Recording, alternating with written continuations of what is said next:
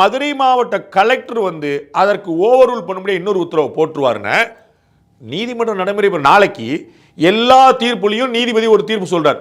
எல்லா கலெக்டரும் 144 போறேன்னு சொல்லிட்டு போயிடலாம்ல.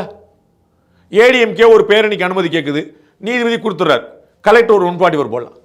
டிஎம்கேட ஊர்வலத்துக்கு அனுமதி கேட்குறாங்க, நீதிபதி ஓகே சொல்றாரு, கலெக்டர் 144 போடலாம். அப்ப நீதிபதியை நீதிமன்றத்தை விட, குறிப்பாக உயர் நீதிமன்றத்தை விட கலெக்டர் பெரியவர் ஆயிரும். ஒன்று, கமிஷனர் வந்து அந்த உத்தரவை மீறார்.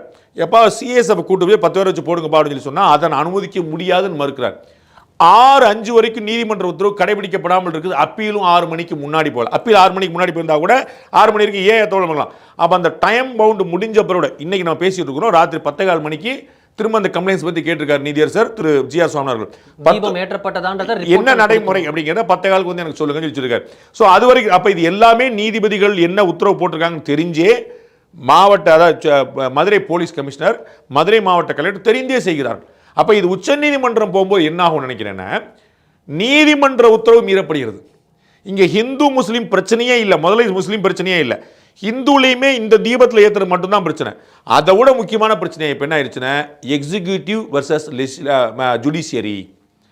ஜுடிஷியரியில் ஒரு போடுற ஆர்டரை எக்ஸிக்யூட்டிவ் மீறிச்சுன்னா அது வந்து வேற மாதிரி போய் நிற்கும். எப்படி நமக்கு வந்து சுப்ரீம் கோர்ட் இப்போ வந்து பார்த்துருப்பீங்க நீங்கள், நீதியரசர் மகாதேவன் உள்ளிட்ட 2 பேர் கொண்ட அமர்வு ஜனாதிபதிக்கும் கவர்னருக்கும் கெடு விதிச்சது. அப்படி விதிக்க முடியாதுன்னு 5 நீதிபதிகள் கொண்ட அமர்வு ஒருமித்து சொல்லிச்சு. எப்ப நாம போய் அந்த வேலையை எப்படி பார்த்துக்கணும்? ஏன்னா எக்ஸிக்யூட்டிவ் உடைய பிரதம பிரதிநிதிகள் தான் கவர்னரும் பிரசிடென்ட்டும். அவங்க எக்ஸிக்யூட்டிவ் பாடியோட அவங்க தான். லெஜிஸ்லேச்சர் வந்து நீதிமன்றம், லெஜிஸ்லேச்சர் வந்து பாராளுமன்றம், ஜுடிஷியரி வந்து நீதிமன்றம், எக்ஸிக்யூட்டிவ் உடைய பிரதிநிதிகள் தான் பிரசிடென்ட்டும் கவர்னர். அவங்களுடைய எக்ஸிக்யூட்டிவ் ஆர்டர் அப்படிங்கிறது வருது. அப்ப இவர்களுடைய அதிகாரத்தை அவர் கையில் எடுத்துக்க முடியாதுன்னு சொல்லி தான் ரொம்ப தெளிவாக 5 நீதிபதிகள் கொண்ட அமர்வு ரொம்ப தெளிவாக சொன்னாங்க, அந்த மாதிரி கெடு விதிக்க முடியாது. அப்ப இங்க அங்க பிரச்சனை என்ன வந்துச்சு? Judiciary versus executive. இங்கேயும் அதே பிரச்சனை தான், ஹிந்து வெர்சஸ் முஸ்லீம் இல்லை, ஜுடிஷியரி வெர்சஸ் எக்ஸிக்யூட்டிவ். ஒரு உயர்நீதிமன்ற நீதிபதி போட்ட உத்தரவை ஒரு கலெக்டர் மாத்திர முடியும் அப்படின்னா கம்ப்ளீட்டா ஜுடிஷியல் சிஸ்டமே கொலாப்ஸ் ஆகும்.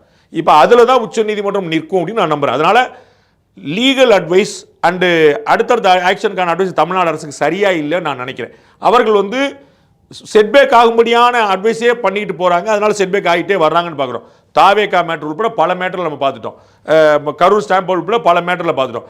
அவர்களுக்கு பின்னடைவான தீர்ப்புகள் தான் வந்து கொண்டே இருக்கிறது. எதற்காக இங்கே போய் நிற்கிறாங்கன்னு தெரியல. ஆளுநர் மேட்டர்லையும் பார்த்தோம், ஆளுநரில் வெற்றிலாம் சொல்லிட்டு இருந்தாங்க. கடைசியில் 5 நீதிபதிகள் அரசமைப்பு தீர்வு என்ன சொல்லிச்சுங்கிற நம்ம பார்த்துருக்கோம். ஸோ இவர்களுக்கு லீகல் அட்வைஸ் வந்து ப்ராப்பராக இருக்குதான்னு ஐ டவுட்.